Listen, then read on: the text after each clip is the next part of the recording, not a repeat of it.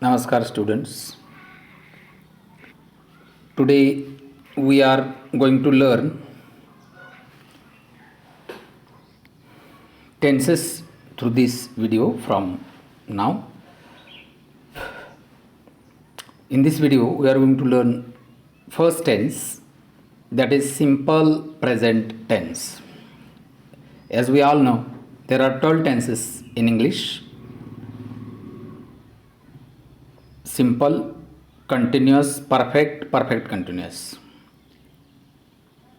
So past tenses, there are 4 past tenses, there are 4 future tenses, as there are 4 present tenses. So simple present tense is the first tense we are going to learn. So let's see. Simple present tense is used to show things such as events that happen on a regular basis, presentation of past events, rules in science, universal truth, etc. So the events that happen on a regular basis means I go to school, means I have the admission in school and I go to school, except for some reasons. So these exceptions we don't count here. So regularly I'm a student, I learn.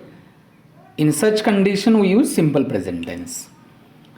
Presentation of past event means when we go to see the historical dramas, the characters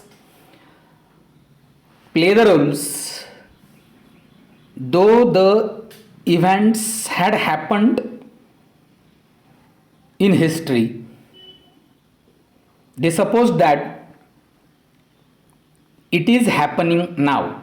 So they use present tense. In such condition, present tense is used. Rules in science: water boils at 100 degrees Celsius. So science rules are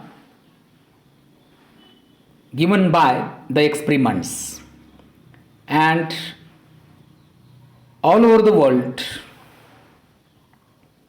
they are true, and that's why such a rules, to show such a rules, we use simple present tense. Water boils at 100 degrees Celsius, or so many rules are there, right hand rule, such rules. So universal truth: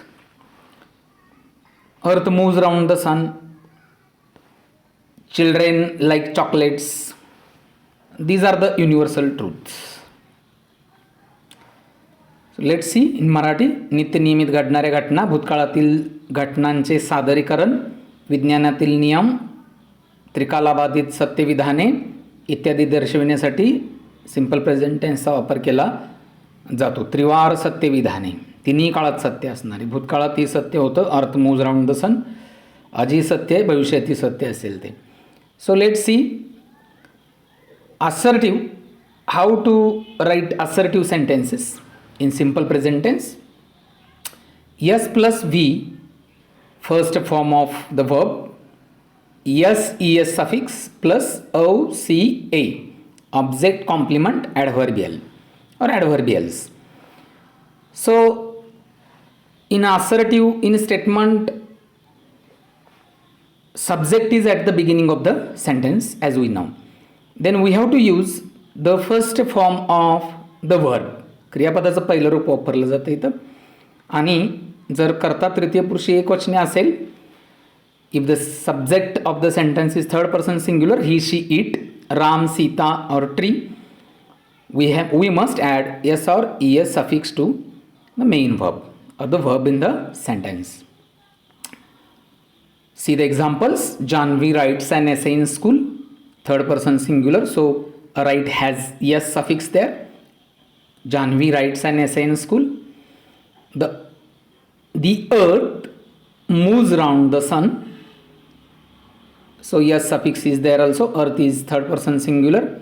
Children like chocolate, So this is universal truth. Children like chocolates. This is also universal truth. The earth moves around the sun. And Janvi writes an essay in school means she is learning from 10 or 12 years. In all the years, in each standard, she has to write essays in that sense, like that. So when the subject is third person, he, she, it, Ram, Sita, or tree, like that, add yes suffix to the verb. जर कर्ता तृतीय पुरुष एकवचनी जर वाक्याचं असेल तर क्रियापदाला yes प्रत्यय इथं लावावा लागतो. I go to school, but he goes to school. इथं सब्जेक्ट बदलला, थर्ड पर्सन सिंग्युलर घेतला, त्याचबरोबर त्या क्रियापदाला es प्रत्यय लागला. बाळांनो, लक्षात येत असेल तुमच्या. याचं इंट्रोडक्शन कसं, इंटरोगेटिव्ह सेंटेन्स कसं करायचं बघूया आपण, क्वेश्चन कसा करायचा बघूया आपण. First WH word plus do does plus yes plus MV plus OCA and in the end question mark is there.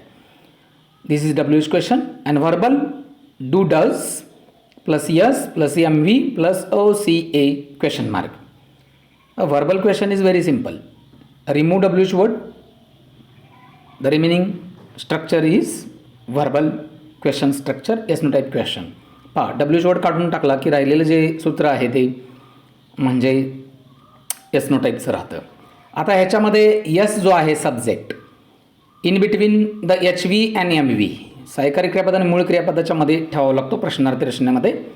तर इथं सहाय्यकारी क्रियापद वाक्यामध्ये नाही आहेत, yes plus V plus OC आहे, HV नाही आहे त्याच्यामध्ये, लक्षात घ्या. मेन वर्ब्स आहे त्याच्यामध्ये. तर each main verb has do in it. प्रत्येक मूळ क्रियापदात डू असतं पहा, तर त्यामधलं डू डज हे बाहेर काढावं लागेल आपल्याला. जर क्रियापदाला yes असेल तर डज लिहा, तर yes नसेल तर डू लिहा, आणि मूळ क्रियापद आहे तसं राहील तिथं. एक्झाम्पल्स बघू आपण आता. Janhavi writes an essay in school. आता इन स्कूल इज अंडरलाइंड. त्या अंडरलाइंड पार्ट आन्सर मिळण्यासाठी प्रश्न कसा तयार करता येईल. In school is a place, adverbial of place, adverbial of place आहे ते. So where WH word is taken, म्हणून व्हेअर इथं घेतलेलं आहे, लक्षात घ्या. Writes has or right verb has yes suffix, that's why does is derived from that verb. त्यातनं does घेतलेला आहे पा, does. subject is written Janhavi. Writes मधलं does काढून घेतल्यानंतर राहिलेला भाग राईट आहे तो लिहिला इथं an essay, आणि an essay शेवटी प्रश्नचिन्ह. where does Janhavi write an essay. so verb is divided into two parts, HV and MV. जर वर्ब फ्रेजमध्ये HV ऑलरेडी असेल तर ते HV जाईल कर्त्याच्या अगोदर, कर्त्याच्या सुरुवातीला, आणि करता येईल आणि मग मूळ क्रियापद येईल. बाळांनो, लक्षात घ्या. सो इथं राईट्स हे पिंक कलरनं हायलाईट केलं आहे. त्याचं कारण त्याच्यामधला डज काढायला लागेल, HV म्हणून घ्यायला लागेल, आणि राहिलेलं राईट आहे ते कर्त्याच्या नंतर लिहायला पाहिजे. म्हणजे प्रश्नार्थी रचनेमध्ये WH word plus HV plus yes plus MV plus OCA, म्हणजे सब्जेक्ट जो आहे तो HV आणि MVच्या मध्ये असतो, हे लक्षात घ्या. Does Janhavi write an essay in school, आणि व्हर्बलमध्ये सगळंच वाक्य येईल. वाक्य आहे तसं घ्यायचं आहे पहा. Janhavi writes an essay in school आहे ना, त्यातलं HV उचला आणि कर्त्याच्या समोर ठेवा, आणि लास्टला प्रश्नचिन्ह द्या. प्रश्नार्थी रचना झाली. Verbal question or yes no type question is very very simple. फार सोपा आहे तो करण्यासाठी. पहा, वाक्य आहे तसंच आहे, फक्त यातला HV इथं घ्या कर्त्याच्या समोर, आणि शेवटी प्रश्नचिन्ह द्या. व्हॉइस कसं होतं बघूया आपण आता. चेंज द व्हॉइस, त्याचं ॲक्टिव्ह व्हॉइस स्ट्रक्चर आपण बघितलं. S plus V plus OCA. Janhavi writes an essay in school, S plus V plus OCA, first form of the verb. PV कसं करायचं पहा. O plus to be's forms am is are, because this is simple present tense, so am is are is used. साधा वर्तमान काळ असल्यामुळे to be ची वर्तमान काळी रूप वापरली. to be V3, ह्या वर्बचं V3 करायचं आहे. बघा, वर्तमान काळ आहे म्हणून am is are वापरलं, आणि ह्या क्रियापदाचं तिसरं रूप वापरलं. to be plus V3 is passivisation. to be ची रूपं आणि क्रियापदाचं तिसरं रूप म्हणजे पॅसिव्ह स्ट्रक्चर, हे लक्षात ठेवा. पण पॅसिव्हमध्ये सब्जेक्ट इज पॅसिव्ह, करता हा पॅसिव्ह असतो, निष्क्रिय असतो, म्हणून तो लास्टला लिहिला जातो बाय प्लस यस. वाक्य हे कर्मानं सुरू करायचं आहे. कर्म शोधत असताना व्हॉटनं किंवा होमनं प्रश्न विचारा. वाक्याला मिळणारं उत्तर सुरुवातीला लिहायचं आहे. So that is object. Object plus am is are plus V3 third form of verb plus CA plus by plus S. Example बघू. Janhavi writes an essay in school. What does Janhavi write. Janhavi काय लिहिते? ॲन एसे लिहिते, निबंध लिहिते. इन स्कूल असं उत्तर येणार नाही. काय लिहिते त्याचं उत्तर शाळेत असं नाही येणार, शाळा असं येईल. शाळेत असं येणार नाही बाळांनो. तर ते ॲन एसे येईल, निबंध असं येईल. An essay simple present tense V1 आहे तर क्रियापदाचं पहिलं रूप म्हणून टू बीची रूपं वर्तमानकाळी वापरली जातील तर ॲन एसेला इज लागेल ॲमिजारमधलं, म्हणून इज घेतलं बाळांनो. राईटचं तिसरं रूप रिटर्न केलं म्हणजे राईट्सचं इज रिटर्न अशा फॉर्ममध्ये कन्व्हर्जन केलं पॅशिवायझेशनसाठी. त्याच्यानंतर CA लिहिलं, ॲडव्हर्बियल ऑफ प्लेस आहे इथं इन स्कूल, ते लिहिलं इथं बाय जान्हवी. पा म्हणजे कसं झालं पा, वरचं वाक्य येवी बघा. यस जान्हवी आहे, V राईट्स आहे, an essay in school OC आहे.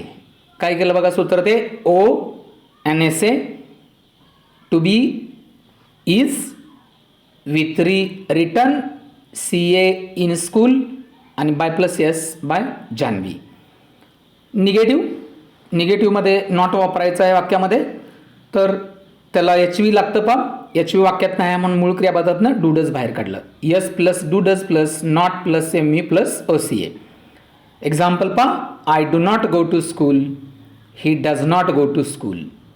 आता ह्याच्यामध्ये प्रश्नार्थी रचनेचा अभ्यास करायचा असेल तर त्याची लिंक एक दिलेली आहे मी ब्लॉगच्या पेजमध्ये, तिथे जाऊन तुम्ही प्रश्नार्थी रचनेचा अभ्यास करा. चेंज द व्हॉईसची ही लिंक दिलेली आहे. चेंज द व्हॉईस कसं करायचं ते अभ्यासायचं असेल तर ही लिंक इथनं तुम्ही क्लिक करून ते अभ्यासू शकता, वाचू शकता. Thank you. Try to create your own sentences of assertive or statement, of interrogative म्हणजे प्रश्नार्थी, ऑफ चेंज द व्हॉईस म्हणजे प्रयोग बदला, अँड ऑफ निगेटिव्ह. 4 प्रकारची स्वतःची उदाहरणं तयार करा, सराव करा भरपूर. माझ्या या व्हिडिओ पाहिला तुम्ही त्याबद्दल तुम्हा सर्वांना धन्यवाद देतो मी आणि खूप खूप शुभेच्छा देतो. थांबतो. Thank you very much. Have a nice day.